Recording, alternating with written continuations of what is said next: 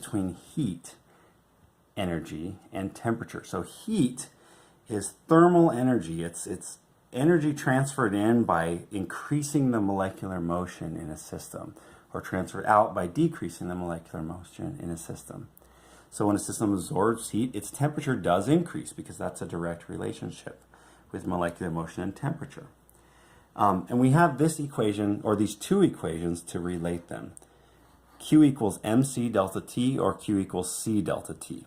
So you can see that they look very similar. In this equation, this constant C, this capital C, simply lumps together the mass and the specific heat capacity in this equation. So we'll use this equation when we have one substance that we have a variable amount of, like you can have more or less water, or more or less sand, or more or less gold. And we'll use this equation when we have a specific object that we're talking about.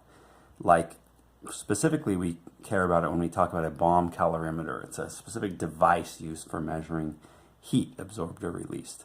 Or if you were talking about a specific device, like any device, this pen can have its own heat capacity C. A specific object has a heat capacity C.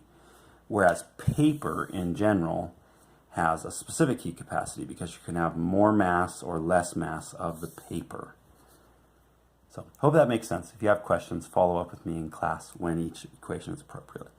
We're going to use this equation today and more often in general. M in this equation stands for mass.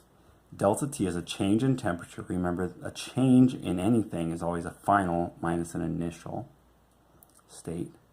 C, your textbook author is a little bit non-standard in this. Sometimes he calls it capital CS, is the specific heat capacity, or the amount of energy it takes to raise the temperature of 1 gram of a substance by 1 degree Celsius. So it's a proportionality constant between a change in temperature and a heat.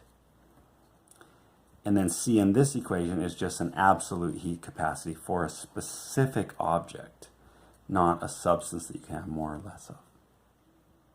All right, so what kind of equation or what kind of problem would we do with this? So here's one. It says how much heat is required to warm 1.50 kilograms of sand from 25.0 degrees Celsius to 100 degrees Celsius.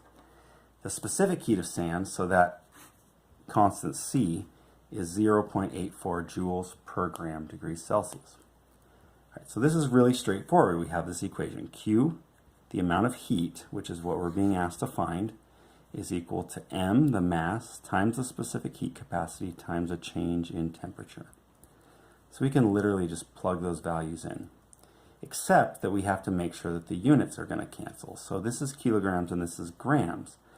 So we need to put this in grams. So we'll convert that to grams quickly, 1,500 grams.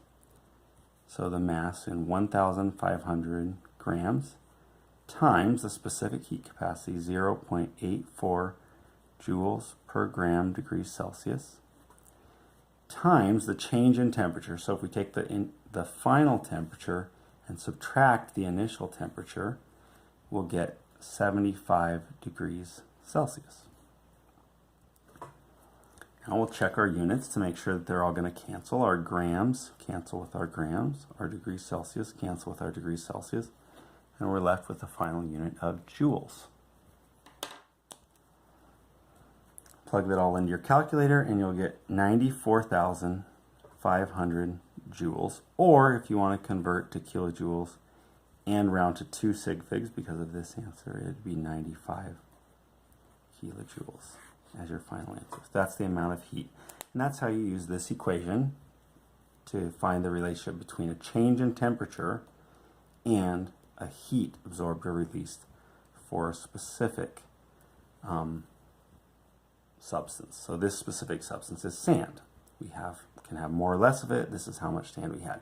Now notice this is positive. So in contrast to the last one, this one was gaining heat because the sand was warming up. If the temperature went down, it would have been losing heat and we would have had a negative sign.